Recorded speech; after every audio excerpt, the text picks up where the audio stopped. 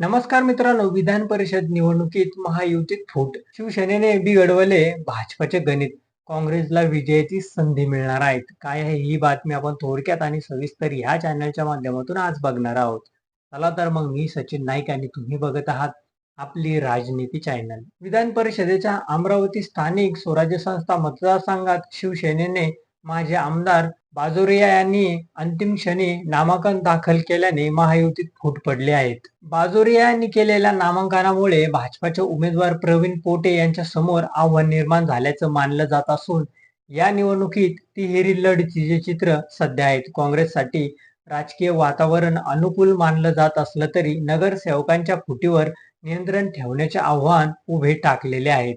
अर्ज दाखल करण्याचा सोमवारी 1 तारखेच्या दिवशी महायुतीकडून भाजपचे प्रवीण पोटे, वंचित बहुजन आघाडीचे डॉक्टर निलेश विश्वकर्मा, अपक्ष उमेदवार बाजोरिया व प्रशांत श्रीधर महाले यांनी नामांकन दाखल केले. काँग्रेसच्या हर्षदीप देशमुख यांनी आधीच अर्ज दाखल केला आहे. या निवडणुकीत आता 4 प्रमुख उमेदवार रिंगणात आलेले आहेत. अर्ज मागे घेण्यासाठी असलेली अवधी कोण मागे घेतो याकडे लक्ष वेधलेले आहेत. तथापि तिहेरी लढत अपेक्षित असून बाजोरिया यांच्या उमेदवारीने महायुतीमधील फुटीवर शिक्कामोर्तब झाला आहे. माजी राज्यमंत्री प्रवीण पोटे यांच्या समोरील अडचणीमध्ये वाढ झाली आहे. पोटे यांच्या महायुतीतील भाजपसह राष्ट्रवादी व शिवसेनेचे समर्थन असल्याचा दावा असून पालकमंत्र्यांनी युवा स्वाभिमानाचे आमदार रवी राणा व भाजपच्या नेत्या माजी खासदार नवनीत राणा यांची नाराजगी दूर करण्यात येणार असल्याचं सांगितलं आहे. या पक्षाचंही समर्थन राहणार असल्याचा दावा करत विजय पोटे यांचाच होणार असल्याचंही त्यांनी सांगितलं. महायुती विरुद्ध महाविकास आघाडी असा सामना होण्याचे चित्र अपेक्षित असताना आता ही निवडणूक तिहेरी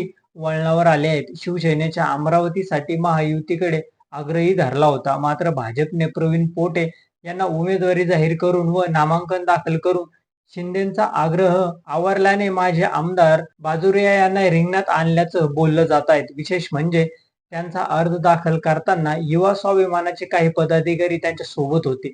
युवा स्वाभिमान पक्ष व अपक्ष असे 70 नगरसेवक सोबत असल्याचा दावा त्यांनी केलेला आहे. काँग्रेसच्या स्थानिक पातळीवरील उमेदवार न घेता यावेळी नागपूर येथील व्यावसायिक हर्षदीप देशमुख यांना मैदानात आणले आहेत. मुळचे अमरावती जिल्ह्यातील रहिवासी असलेले हर्षदीप देशमुख नवखे असले तरी काँग्रेसचे दमदार फळी त्यांच्या सोबत आहेत.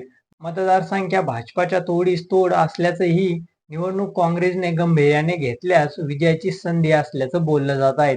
काँग्रेसला एमआयएम, शिवसेना, उद्धव बाळासाहेब ठाकरे आणि राष्ट्रवादी काँग्रेस शरदचंद्र पवार पक्षाची साथ मिळू शकते. माजी राज्यमंत्री प्रवीण पोटे यांना या मतदारसंघातून सलग 2 वेळा विजय मिळवला आहे. नगर परिषद व महानगरपालिकेतील भाजपचे संख्याबळ मोठे आहेत. याशिवाय मित्रपक्ष राष्ट्रवादी, शिवसेनेसह युवा स्वाभिमानाचे सदस्य धरून एक हाती विजय मिळवण्याचा भाजपाचा दावा होता. मात्र बाजोरिया यांनी उमेदवारी दाखल केल्याने महायुतीत फूट पडल्याचे चित्र निर्माण झालं आहे.